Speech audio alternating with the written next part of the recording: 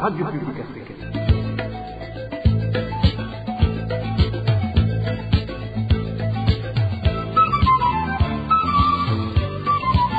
Radio Publique Africaine.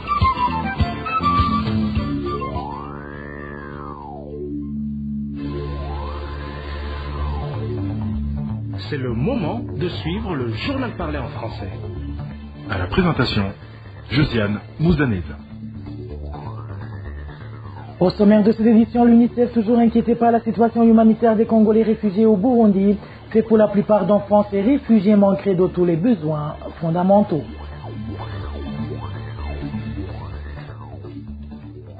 Lancement officiel du premier chemin de fer au Burundi, reliant le Burundi et la Tanzanie. Cette ligne ferroviaire contribuera à booster l'économie burundaise.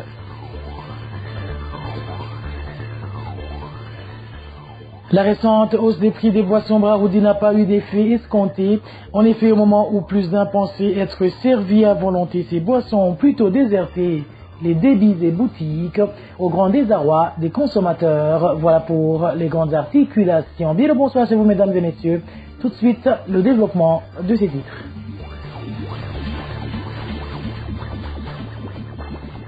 Rebonsoir. Les réfugiés congolais au Burundi font face à une crise humanitaire. Selon le communiqué de l'UNICEF sorti ce 15 août, plus de 35 000 personnes ont été déplacées depuis février 2025, dont plus de la moitié sont des enfants, et leur accès à l'eau potable, aux soins de santé et à l'éducation reste très limité. Le contenu de ce communiqué avec Eric Niyonzima. Ces réfugiés fuient la violence qui servait à l'est de la République démocratique du Congo depuis déjà 8 mois. Selon l'UNICEF, ils vivent dans des conditions précaires. L'accès aux services sociaux de base reste insuffisant. Eau potable, assainissement, soins de santé primaire, éducation, soutien psychosocial, hébergement et articles non alimentaires. L'UNICEF fait savoir qu'avec cet afflux, des maladies continuent de toucher les réfugiés. À la mi-juillet 2025, 11 cas de choléra ont été signalés, ainsi que 2 cas de mpox, 2 cas de rougeole suspectés ont également été rapporté. Le principal site d'accueil est de Mousseini dans l'ancienne province de Rutana où 15 382 réfugiés sont hébergés. Les autres se trouvent dans des centres de transit avec 3 932 personnes. Ou au sein de communauté, l'accueil 15 809 personnes dans l'ancienne province de Chibitoke. Eric Niyonzima, réfugié toujours, l'association pour la protection des droits humains et des personnes détenues à PRODH en sigle lance un appel aux organisations humanitaires ainsi qu'à toute personne de bonne volonté afin d'apporter leur aide aux familles des albinos qui se sont réfugiés dans le camp de Nakivale en Ouganda. Ces familles ont un besoin urgent de nourriture et de matériel leur permettant de se protéger du soleil. Et étant donné que la situation sécuritaire est également préoccupante pour ces albinos, la PRODH demande que ces réfugiés puissent bénéficier d'un lieu d'asile où leur sécurité serait pleinement garantie. Suivez à ce propos Léon Nakiruta, il est le chargé des affaires juridiques et sociales au sein de la PRODH. En rapport avec les albinos du camp de réfugiés de Nakivale, arrivés au camp de réfugiés de Nakivale, ils ont rencontré plusieurs défis. Et le premier défi est d'abord lié à l'emplacement géographique de la zone. Pour ceux qui connaissent le camp de réfugiés de Nakivale, c'est une zone semi-désertique et la chaleur est intense pendant la période de petite et de grande saison sèche, ce qui impacte le bien-être des albinos. D'abord, ils rencontrent des problèmes liés à l'accès aux besoins de base, notamment l'eau et l'alimentation. Pour puiser de l'eau, vraiment, ça demande une longue file d'attente. Les albinos ne sont pas à mesure de supporter la chaleur. Par rapport avec l'alimentation, les autres réfugiés se débrouillent, s'en vont dans la communauté environnante pour travailler, afin d'avoir de quoi mettre sous la dent. Mais les albinos restent coincés chez eux, de peur d'être tués. Les enfants albinos également rencontrent des difficultés liées à la discrimination à l'école. Ça impacte le développement des enfants albinos. Certains d'entre eux ont développé vraiment des cancers de la peau et puis ils ne reçoivent pas des soins appropriés au camp de réfugiés de Nakivale. C'est la raison pour laquelle d'ailleurs nous lançons un cri d'alarme aux âmes charitables pour venir en aide aux albinos, notamment en fournissant des denrées alimentaires, en sensibilisant également la communauté locale Ça, c'est une intervention qui doit être faite à court terme et qui est vraiment urgent. À long terme, il faut vraiment songer un plaidoyer organisé pour que ces albinos puissent être réinstallés dans un pays tiers. Car compte tenu de ce que je vous ai dit, on voit vraiment bel et bien que l'intégration a échoué sur tous ces aspects. C'était Léon Nakiruta, chargé des affaires juridiques et sociales au sein de la PRODH. De l'Ouganda, cap sur le Rwanda, où la compétition intercamp des réfugiés s'est achevée ce samedi après une semaine de compétition en volleyball, basketball, football, streetball, karaté et taekwondo. Durant cette période, les jeunes réfugiés garçons et filles ont démontré leur savoir-faire dans ces disciplines. Plus de détails avec Désiré Atongiman.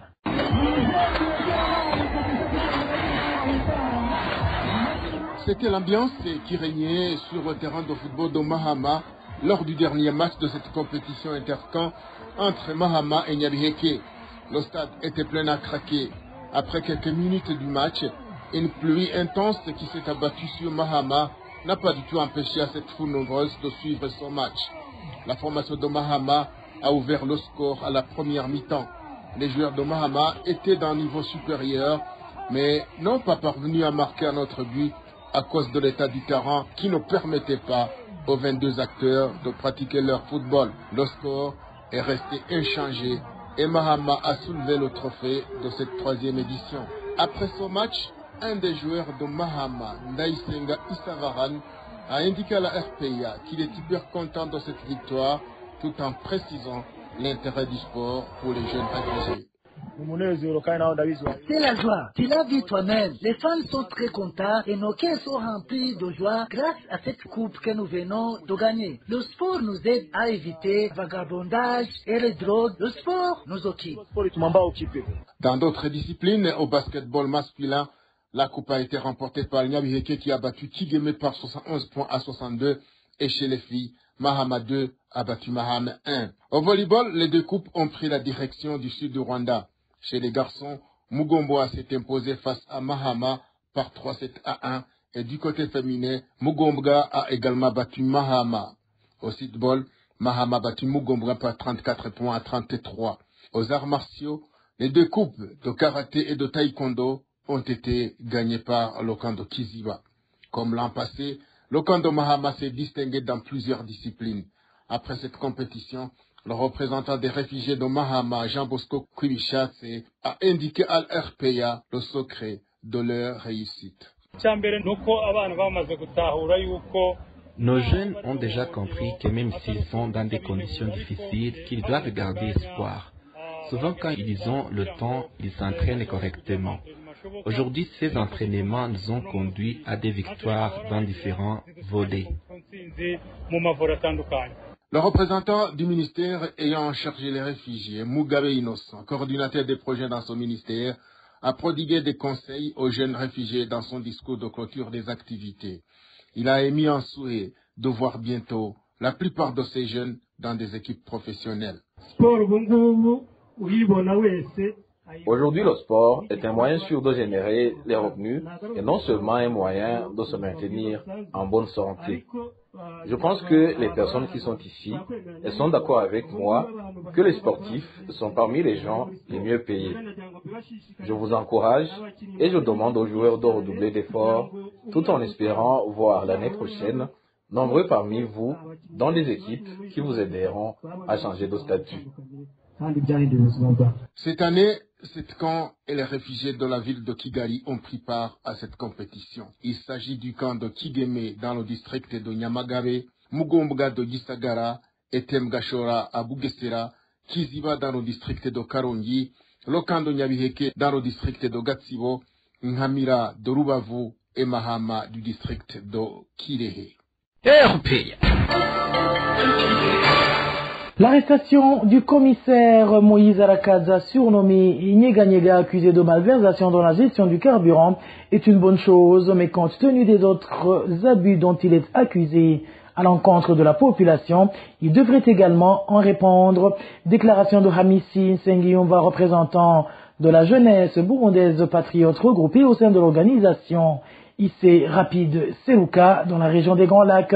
Il demande par ailleurs que la justice fasse son travail en toute impartialité et que cet officier de police soit sanctionné conformément à la loi pour les différentes exactions dont il est accusé depuis longtemps. Suivez Hamissin Sengiumva, représentant de la jeunesse de l'organisation IC Rapide Seruka dans la région des Grands Lacs. Ifungwa rya komiseri Moïse Arakaza bataziranyeganyega. Son bagage sur l'emprisonnement du commissaire Moïse Arakaza, connu sous le surnom de Nyeganyega, arrêté en flagrant délit pour commerce frauduleux d'eau carburant, et considéra que ce n'était pas la première fois qu'il se livrait à ce type d'activité illicite à Armong, ainsi qu'à de nombreuses exactions telles que des assassinats, des vols et des persécutions de toutes sortes. Nous demandons à la justice de ne pas se limiter à le poursuivre pour fraude. Il doit également répondre à tous les autres crimes qu'il a commis dans l'exercice de ses fonctions. Nous disposons d'informations inquiétantes faisant état de l'implication de la première dame du Burundi dans l'arrestation de Nyeganyega. Cela nous pousse à demander au président du Burundi de soutenir la justice sans céder aux pressions visant à obtenir sa libération. Nos informations indiquent également que certains ténors du régime, dont le général wa Kenya, souhaitent sa libération, alors que l'autre partie,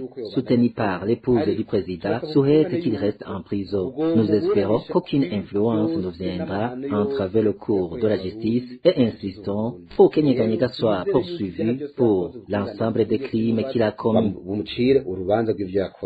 Je vous le disais en titre, lancement officiel ce samedi 16 août 2025 des travaux de construction d'une ligne ferroviaire reliant Uvinza en Tanzanie à Musongati dans la province de Urunga au Burundi.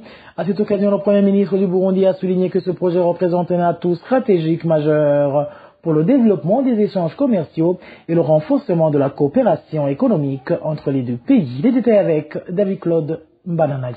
Les travaux de construction de la ligne ferroviaire reliant Uvinza en Tanzanie à Musongati au Burundi ont été officiellement lancés ce samedi à Musongati en présence du numéro 1 burundais Evariste Ndayishimiye et du premier ministre tanzanien Kassim Majaliwa. Selon les autorités de deux pays, ce projet devrait permettre de réduire considérablement le temps et les coûts de transport des marchandises, ce qui aura pour effet de faire baisser les prix sur les marchés. Le premier ministre du Burundi, Nestor Naonuye, a souligné l'importance de cette infrastructure stratégique, affirmant qu'elle offrira au Burundi de nouvelles opportunités dans le domaine des échanges commerciaux avec la Tanzanie. De janvier à juin 2025, plus de 43 tonnes de marchandises ont transité chaque mois par le port de Dar es Salaam. Lorsqu'elles arrivent chez nous par la route asphaltée, le bénéfice est estimé à environ $70 par tonne. En revanche, lorsqu'elles sont acheminées par voie ferroviaire, le gain mensuel dépasse les $3 millions.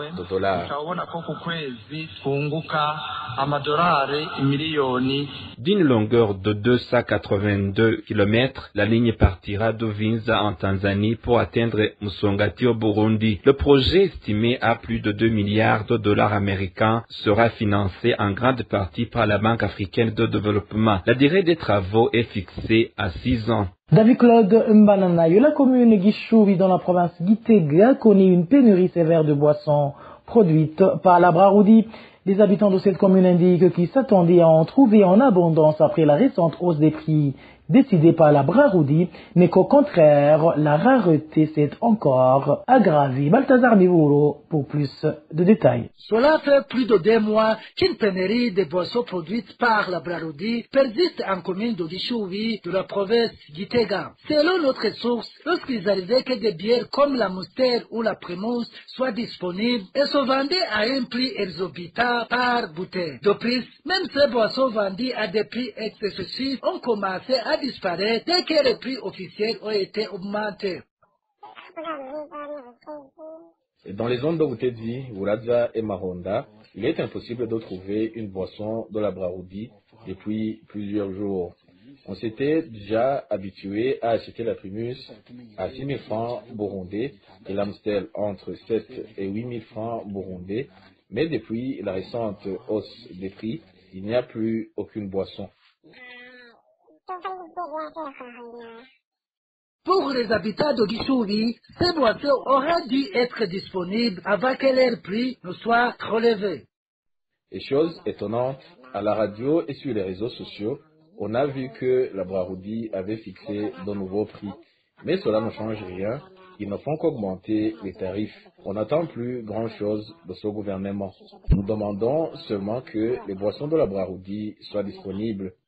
Les tarifs des boissons de la Braroudi ont en fait été augmentés il y a une semaine. Balthazar Mibouro, le dernier dossier de notre journal parle de commerçants qui obligent parfois les clients à n'obtenir le produit qu'ils désirent qu'à condition d'acheter également un autre article. C'est ce qu'affirme le président de l'autorité nationale indépendante de régulation de la concurrence sur le marché. Onésime Nioukouli appelle les citoyens confrontés à ce problème à le signaler immédiatement aux autorités administratives et sécuritaires en se munissant de preuves afin que la loi soit appliquée. Suivez-le, il s'est exprimé sur les ondes de la télévision nationale. Que ce soit le code pénal, que ce soit le code de commerce, ainsi que la loi régissant le régime de la concurrence au Burundi, prévoit des sanctions contre les opérateurs économiques ou les commerçants qui conditionnent la vente de leurs produits s'ils n'ont pas des autorisations de refaire par rapport aux conditions de ces produits. Au niveau de la loi régissant le régime de la concurrence au Burundi, au niveau de l'article 27, il est prévu l'interdiction de vente conditionnée. Dans le cas où il est constaté ces actes, et il est prévu la fermeture temporaire des activités de cet opérateur économique. Il est également prévu le retrait de la licence ou la fermeture définitive de cette activité ou des activités de l'opérateur économique ou d'un commerce. Si un consommateur subit un acte de concurrence, de pratiques anticoncurrentielles, il faut dénoncer ces cas. Nous demandons de toujours dénoncer ces cas auprès de l'administration locale, au niveau de la police ou d'autres juridictions qui peuvent saisir ces cas. Même au niveau de la commission, ils peuvent porter plainte contre ces actes anticoncurrentiels. Et ici, il faut signaler qu'il doit présenter des preuves. Et voilà, point final à ce journal. Merci pour votre aimable écoute. Merci également aux équipes rédactionnelles et techniques pour leur franche et parfaite collaboration. À la présentation de ce journal, vous étiez avec Josiane Muzaneza. Bonne fin de week-end à tous et à tous. Au revoir.